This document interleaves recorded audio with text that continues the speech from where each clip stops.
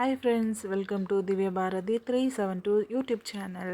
நம்மளோட சேனலை இதான் ஃபர்ஸ்ட் டைம் பார்க்குறீங்க அப்படின்னா நம்மளோட சேனலில் சப்ஸ்கிரைப் பண்ணிக்கோங்க. இன்றைக்கி சூப்பராக வீடியோ மணக்க சுட சுட கீ ரைஸ் செய்ய போகிறோம். அதாவது நெய் சோறு தான் செய்ய போகிறோம். குக்கரில் தான் செய்ய போகிறோம். ஃபஸ்ட்டு குக்கர் வச்சுக்கலாம். தேவையில்லாதனுக்கு எண்ணெய், இது கூடவே கீயும் கொஞ்சம் சேர்த்துக்கலாம்.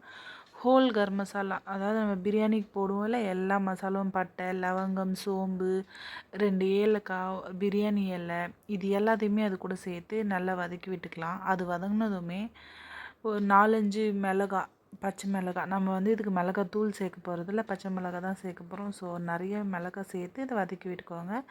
நல்லா பெரிய சைஸில் 2 வெங்காயம் நல்லா பொடியாக நீட்டாக கட் பண்ணி வச்சுருக்கோம். அதையும் இது கூட சேர்த்துக்கலாம். வீட்டிலே அரைச்ச இஞ்சி பூண்டு பேஸ்ட்டு, அதையும் இது எல்லாத்தையும் ஒன்றா சேர்த்துட்டு இஞ்சி பூண்டு பேஸ்ட்டு ஸ்மெல்லு போனதுக்கப்புறமா நம்ம கட் பண்ணி வச்சுருந்தா தக்காளி சேர்த்துக்கலாம். தக்காளி கொஞ்சம் கம்மியாகவே சேர்த்துக்குவாங்க, நான் கொஞ்சம் அதிகமாக சேர்த்துட்டேன். இது சீக்கிரமாக நல்லா வதங்கணுன்றதுக்காக இந்த சாப்பாட்டுக்கு தேவையான அளவுக்கு உப்பு போட்டு நல்லா வதக்கிக்கலாம். இது வதங்கினதுக்கப்புறமா புதினா, கொத்தமல்லி நல்ல ஒரு கைப்பிடி நிறையா இது கூட சேர்த்துக்கலாம்.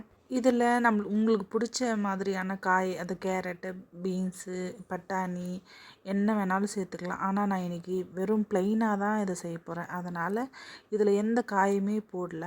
இது கூடவே நம்ம அரிசி கழுவி எடுத்து வச்சுருக்கேன். 2 கிளாஸ் அரிசி நான் ஆல்ரெடி ஊற வச்சுருந்தேன் ஒரு 1/2 அன் ஹவருக்கு முன்னாடியே. இது பாஸ்மதி ரைஸ் கிடையாது, நார்மலாக நம்ம வீட்டில் சாப்பாடு செய்வோம்ல, அந்த சாப்பாடு அரிசி தான். இது நல்லா அது கூடவே சேர்த்து எண்ணெயிலேயே வதக்கி விட்டுக்கலாம். அது ஓரளவுக்கு தண்ணியெல்லாம் ட்ரை ஆகட்டும். நம்ம தேங்காய் பால் எடுத்து வச்சுருக்கோம். இந்த தேங்காய் பால் எடுக்கிறத நான் வீடியோவில் காட்ட மறந்துட்டேன். இந்த கிளாஸில் தான் நான் 2 கிளாஸ் அரிசி போட்டேன். அதனால் இந்த கிளாஸில் 4 கிளாஸ் தேங்காய் பால் நான் சேர்த்துக்கிட்டேன். தண்ணி ஊற்றி தான் இந்த தேங்காய் பால் எடுத்து வச்சுருக்கேன்.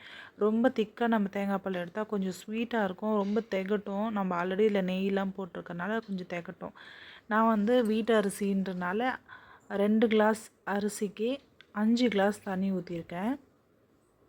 இது நல்லா கொதிச்சதுக்கப்புறமா இதை மூடி விட்டுடலாம். இந்த டைமில் டேஸ்ட் பார்த்துக்கோங்க. உப்பு பத்தலைன்னா இந்த டைமில் நீங்கள் உப்பு போட்டுக்கோங்க. மேலேயே கொஞ்சம் நெய்யும் ஊற்றிட்டு கொஞ்சமாக கொத்தமல்லி, கசூரி மேத்தி இதில் போட்டு க்ளோஸ் பண்ணி வச்சுக்கலாம். இப்போ 2 விசில் விட்டு எடுத்ததுக்கப்புறமா சாப்பாடு ரெடி ஆகிடும். உங்களுக்கு தேவைன்னா இந்த டைமில் நல்லா நெய்யில் முந்திரி பருப்பு, நல்லா ரோஸ்ட் பண்ண வெங்காயம், இது எல்லாத்தையுமே இது மேலே கொட்டி இந்த மாதிரி கொஞ்சம் டெக்கரேட் பண்ணிக்கலாம். சாப்பிட்றதுக்கும் டேஸ்ட்டாக இருக்கும், பார்க்குறதுக்கும் சூப்பராக இருக்கும்.